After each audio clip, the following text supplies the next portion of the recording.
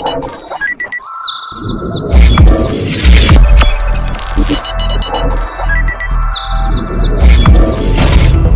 ये दोनों चेहरे एक हैं? आरोपी से बात की है, वो काफी घबराए हुए हैं और उनको सारा प्रोसीजर समझाया गया है और उनको जो जो चीजें बतानी थी उन्होंने बोला है कि मैंने ऐसा कुछ किया नहीं है, मैं वो नहीं हूँ, जो फुटेज वाला जो बंदा है वो मैं नहीं हूँ, मुझे फंसाया जा रहा है। काफ़ी हद तक उनके जो बॉडी लैंग्वेज है, स्किन टोन है, उनके फेस के हिसाब से काफ़ी हद तक वो मैच नहीं हो। ভিডিও ফুটেজে যার ছবি সেই ছবি একদম এই চোখের নিচ পর্যন্ত, কিন্তু আমার ছেলে এই রকম চুল বড় রাখে না, সে চুল এই পাশ ছোট করে সে উপরে চুল দেয়।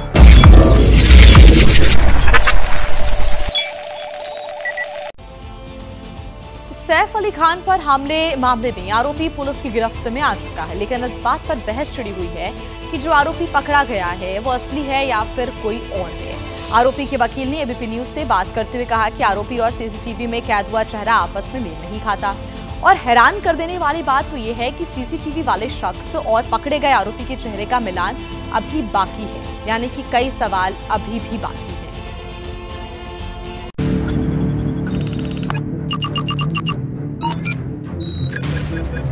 पहला चेहरा,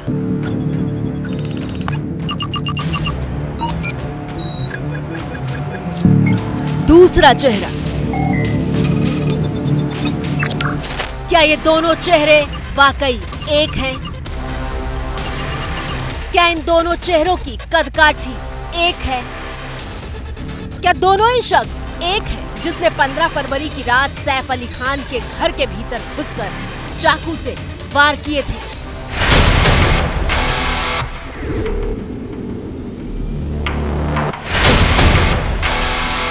इन दो चेहरों के बीच सैफ पर हुए हमले की पूरी जांच अटकी हुई है।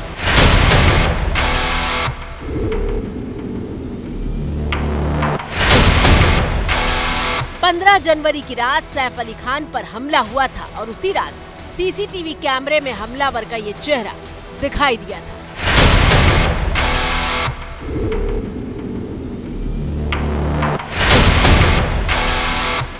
तीन दिन बाद 19 जनवरी को मुंबई से सटे ठाणे से पुलिस ने शरीफुल इस्लाम को धर दबोचा और उसे हमले का आरोपी बताया।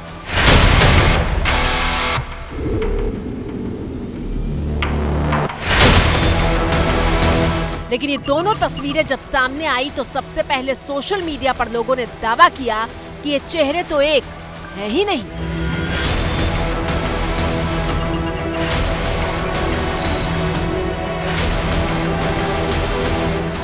और फिर सामने आए शरीफुल इस्लाम के पिता, जिन्होंने बताया कि सीसीटीवी वाला शख्स उनका बेटा नहीं है। ভিডিও ফুটেজে যার ছবি সেই ছবি একদম এই চোখের নিচ পর্যন্ত, কিন্তু আমার ছেলে এই রকম চুল বড় রাখে না, সে চুল এই পাশ ছোট করে সে উপরে চুল দেয়। चलिए अब इन दो तस्वीरों को जरा बारीकी से समझने की कोशिश करते हैं और उन पहलुओं की बात करते हैं जिनके बारे में सबसे ज्यादा चर्चा की जा रही है।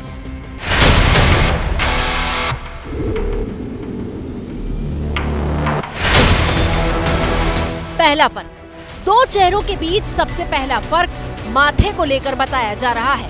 शरीफुल के माथे का आकार लंबा और चौड़ा है, जबकि सीसीटीवी में दिख रहे शख्स का माथा छोटा और चौड़ा है।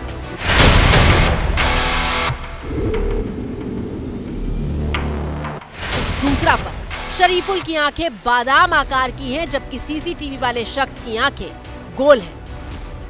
तीसरा फर्क, शरीफुल की आईब्रोज के बीच बहुत कम अंतर है, जबकि सीसीटीवी वाले शख्स की आईब्रोज के बीच दूरी ज्यादा है। चौथा फर्क, शरीफुल की नाक चौड़ी है, जबकि सीसीटीवी में दिख रहे शख्स की नाक नुकीली है। पहली नजर में कोई चीज देखते हैं उसे कहते हैं प्राइमा फेशिया एविडेंस। सो प्राइमा फेशिया एविडेंस के आधार पे जो हमें सबसे पहले देखने पे लगा है, उसके जो फीचर्स दिखे हैं, उसके बुनियाद पे वो दोनों चेहरे अलग हैं। पांचवा फर्क, शरीफुल के होंठ और सीसीटीवी वाले शख्स के होंठ बिल्कुल अलग आकार के दिखाई दे रहे हैं। छठा फर्क, शरीफुल के बाल छोटे हैं, जबकि सीसीटीवी वाले शख्स के बाल बिल्कुल माथे पर गिरे हुए हैं और बाल पर सवाल शरीफुल के पिता ने भी उठाए हैं।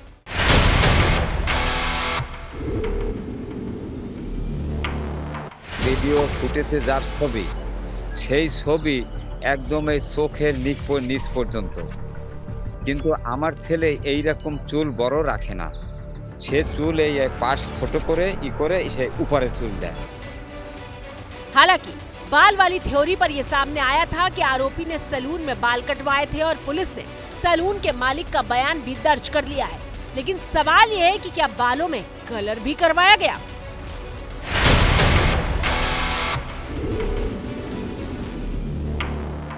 बहुत से बॉडी फीचर्स हैं जो अलग दिख रहे हैं।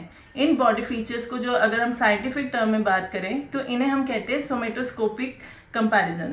सो इस कंपैरिजन के आधार पे ये अलग दिख रहे हैं, बट इनके अलग होने का दूसरा रीजन भी हो सकता है। हो सकता है कि कैमरे में क्लैरिटी नहीं है, हो सकता है कि कहीं ना कहीं जब हमने फेस का एंगल लिया है वो अलग आ गया है, हो सकता है कि उसने अपना हेयर स्टाइल चेंज किया हो। तो इन पैरामीटर्स को अगर हम इंक्लूड करें तो इसमें हम कंफर्मेशन नहीं दे सकते। सीसीटीवी में बाल से लेकर गले में टंगे लाल गमछे तक का रंग साफ दिखाई दे रहा है। सीसीटीवी वाले शख्स के बाल बिल्कुल काले दिखाई दे रहे हैं, जबकि आरोपी शरीफुल के बाल सफेद हैं।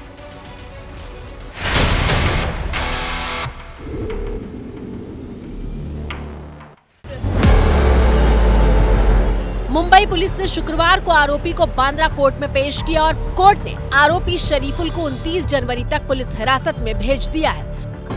लेकिन शरीफुल के वकील संदीप ने साफ शब्दों में कहा है कि सीसीटीवी वाला हमलावर और शरीफुल के चेहरे का कोई मेल नहीं है। पुलिस का कहना है कि सीसीटीवी में जो कैद हुआ है, जो आरोपी उनके पास है, उसका फेशियल रिकॉग्निशन करना है। क्या ये महत्वपूर्ण पड़ाव नहीं है आप पुलिस कस्टडी के दौरान? मेरी भी फॉरेंसिक टीम गई हुई है, काफ़ी उनका भी रिकग्निशन चालू है। उन्होंने मुझे बोला है कि ये टीम इनके मैच नहीं होती। सीसीटीवी फुटेज को लेकर आपने एक सवाल खड़ा किया, क्या है आपके मन में सवाल, शंका? क्या आपको संदेह है कि जो सीसीटीवी वाला व्यक्ति है वो कोई दूसरा है? काफ़ी हद तक उनके जो बॉडी लैंग्वेज है, स्किन टोन है, उनके फेस के हिसाब से काफ़ी हद तक वो मैच नहीं हो रहा। सबसे जरूरी बात यह है कि सीसीटीवी में दिख रहे व्यक्ति और शरीफुल के चेहरे का फॉरेंसिक मिलान होना अभी बाकी है। सबसे इम्पोर्टेंट, कोर्ट में पुलिस ने ये बताया कि सीसीटीवी में दिखने वाला शख्स और आरोपी, इनका फेस रिकॉग्निशन करना है, जिसके लिए इन दोनों सैंपल्स को एफएसएल भेजा गया है ताकि उसकी रिपोर्ट भी आ जाए। तमाम तर्क सुनने के बाद कोर्ट ने आरोपी को 29 जनवरी तक पुलिस कस्टडी में भेज दिया है। पुलिस के मुताबिक आरोपी शरीफुल ने हमले की बात कबूल कर ली है, लेकिन एबीपी न्यूज से बात करते हुए शरीफुल के पिता ने कहा कि उसने पुलिस के दबाव में और डर की वजह से ऐसा किया है। पुलिस हेफाजते নিয়ে যদি কিছু টর্চারিং করা হয় তাহলে সে কথা বলতে পারে। পুলিশ যদি জিজ্ঞাসাবাদে কোনো আক্রমণাত্মক ভূমিকা নেয়, কিছু নেয়, তখন জীবন রক্ষার্থে অনেক কিছু বলতে পারে। इतना ही नहीं, शरीफुल की मां से भी एबीपी न्यूज ने बात की। मां ने कहा, मैंने उसे जन्म दिया है, सीढ़ी वाला लड़का मेरा बेटा शरीफुल नहीं। না আমি আমার মতন দেখা আমার ছেলের মতন দেখায় না। ঠিক আছে, আমি নিজেও কালকে অনেক চেষ্টা করে দেখছি, দেখায় না। ছেলেটা নয় পুলিশই তো ধরেন মারে কত করমের ই করে, মানে ফিরে ঘুরে জিজ্ঞেস করে। तो सुना आपने, मां और पिता डंके की चोट पर दावा कर रहे हैं कि सीसीटीवी वाला चेहरा और शरीफुल दो अलग अलग लोग हैं। पुलिस ने अब तक सीसीटीवी फुटेज वाले शख्स और पकड़े गए आरोपी शरीफुल के चेहरे का फॉरेंसिक मिलान नहीं किया है। हालांकि पुलिस का दावा है कि सैफ अली खान पर हमला करने वाले आरोपी के फिंगरप्रिंट सैफ अली खान के घर पर मिले फिंगरप्रिंट से मेल खा चुके हैं। लेकिन इस कहानी में इतने पेच हैं कि पुलिस की थ्योरी एक बार में हजम नहीं होगी।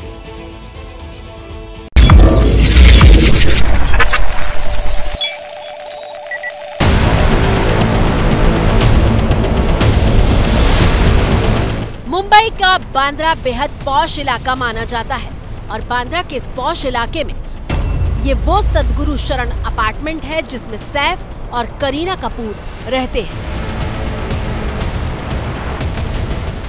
11वीं और 12वीं मंजिल पर सैफ अली खान का परिवार रहता है।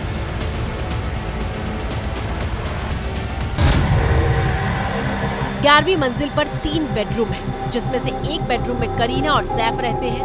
दूसरा बेडरूम 8 साल के तैमूर का है, जिसकी देखभाल करने वाली गीता साथ रहती है। तीसरे कमरे में 4 साल का जहांगीर होता है और उसकी देखभाल करने वाली एलियामा फिलिप जहांगीर के साथ होती है। सैफ अली खान ने पुलिस को जो बयान दर्ज करवाया है, उसके मुताबिक सैफ और उनकी पत्नी करीना कपूर 11वीं मंजिल के बेडरूम में थे जब उन्होंने जहांगीर और नैनी फिलिप की चीखें सुनी।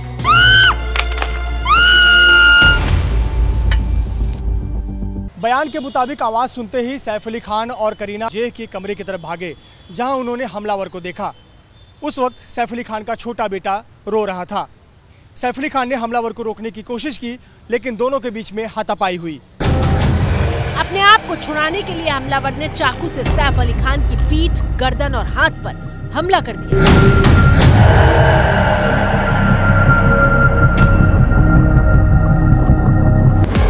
पुलिस को दिए बयान के मुताबिक सैफ ने बताया कि हमलावर को जहांगीर के कमरे में बंद कर दिया गया और घर के कर्मचारी जेह को लेकर 12वीं मंजिल पर भाग गए। अब करीना कपूर ने पुलिस को क्या बयान दिया है वो देखिए। करीना कपूर ने बताया कि हमले वाली रात 1 बजे वो घर लौटी थी और शोर सुनने के बाद 11वीं मंजिल पर नीचे आई, यानी वो कह रही हैं कि वो 12वीं मंजिल पर थी। सवाल ये है कि पति और पत्नी के बयान में इतना फर्क क्यों है? एग्जाम्पल देता हूँ आपको मैं। एक ने बोला कि जैसे कि इतना वो जब इस समय आदमी प्रवेश किया तो मैं बेडरूम में खड़ा था। दूसरा बोलता है कि नहीं वो बेडरूम में नहीं खड़े तो वो बाथरूम में थे। तो दो अपने स्टेटमेंट चेंज हो गया। तो उससे ये पूछा जाएगा कि ऐसा बोलना, अगर ये बोला जाए कि भाई वो बाथरूम में नहीं बेडरूम में थे तो गलत होगा ना, तो उसको अपनी बात कंफर्म करना पड़ेगा। तो कॉन्ट्राडिक्शन वहाँ पे हो जाता है। वो डिफेंस के लिए अपने फायदेमंद होता है और प्रोसिक्यूशन का केस खराब होता है उसके लिए। अब देखिए, सवाल यहीं पर खत्म नहीं होते। सवाल सैफ की चोटों को लेकर भी है, वो चोट जिस पर सियासत भी शुरू हो चुकी है। महाराष्ट्र सरकार में मंत्री नीतीश राणे ने अस्पताल से डिस्चार्ज होने के बाद सैफ की चाल पर सिर्फ सवाल नहीं उठाए, बल्कि हमले को ही एक्टिंग बता डाला।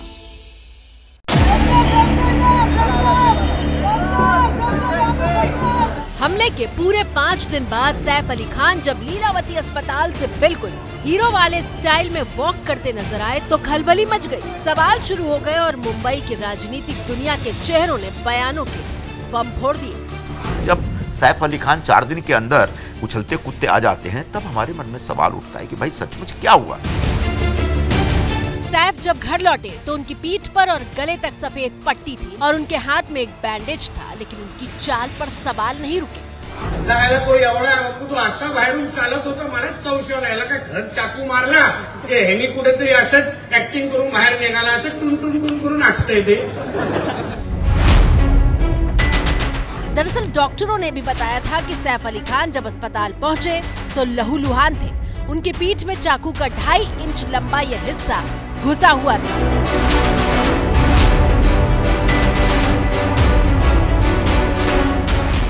डॉक्टर ने बताया था कि अगर 2 mm गहरा घाव और होता तो जान जा सकती थी। स्पाइनल कॉर्ड में जो बहुत डीप तक चला गया था नाइफ या जो भी शार्प ऑब्जेक्ट था, वो थोड़ा और आगे जाता तो स्पाइन को वो डैमेज कर सकता था, which would have been a permanent damage to his lower limb. सिर्फ 2 mm का फासला था जिंदगी और मौत के बीच में।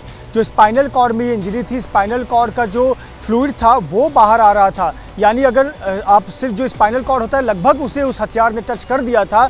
अगर और गहरा होता तो जानलेवा साबित हो सकता था, क्योंकि वो स्पाइनल कॉर्ड के सेंट्रल नर्वस सिस्टम को प्रभावित करता। आपकी स्क्रीन पर सैफ अली खान की मेडिकल रिपोर्ट मौजूद है, जिसमें घाव के साइज का ब्यौरा मौजूद है। सैफ अली खान की मेडिकल रिपोर्ट के मुताबिक सैफ के शरीर पर 5 चोटें आईं, जिसमें पीठ पर बाईं तरफ 0.5 से 1 सेंटीमीटर की चोट है, बाईं कलाई पर 5 से 10 सेंटीमीटर की चोट है, गर्दन पर दाईं ओर 10 से 15 सेंटीमीटर की चोट है। सैफ के दाएं कंधे पर 3 से 5 सेंटीमीटर की चोट है, जबकि कोहनी पर 5 सेंटीमीटर की चोट आई है।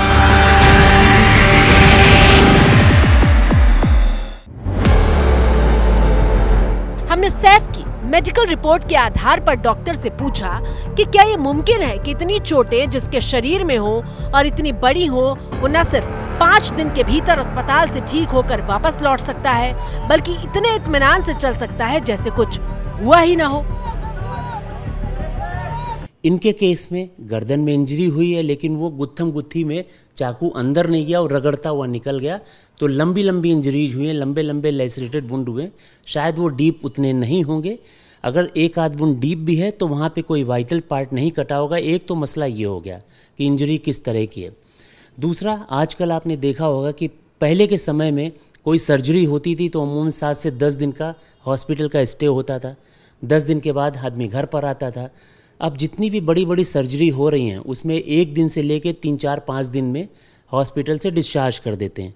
तो जो पेशेंट केयर हुई, डॉक्टरों की जो मॉनिटरिंग प्रॉपर हुई, उस कारण से इनका जो अर्ली मोबिलाइजेशन और अर्ली डिस्चार्ज पॉसिबल हुआ। तो इसमें कोई अचंभा नहीं है कि ये 3 से 4 या 5 दिन में कैसे चलने लगे। चलने की बात जहाँ तक है कि तो इनके कमर के नीचे के हिस्से में कोई चोट नहीं है, सारी चोट ऊपर है। सच क्या है और झूठ क्या है, असली कौन है, नकली कौन है, इसका पता लगाना पुलिस और जांच एजेंसियों का काम है। लेकिन सैफ के केस में सवालों में पुलिस का एक्शन आ चुका है। सवाल पुलिस की जांच और भूमिका पर है।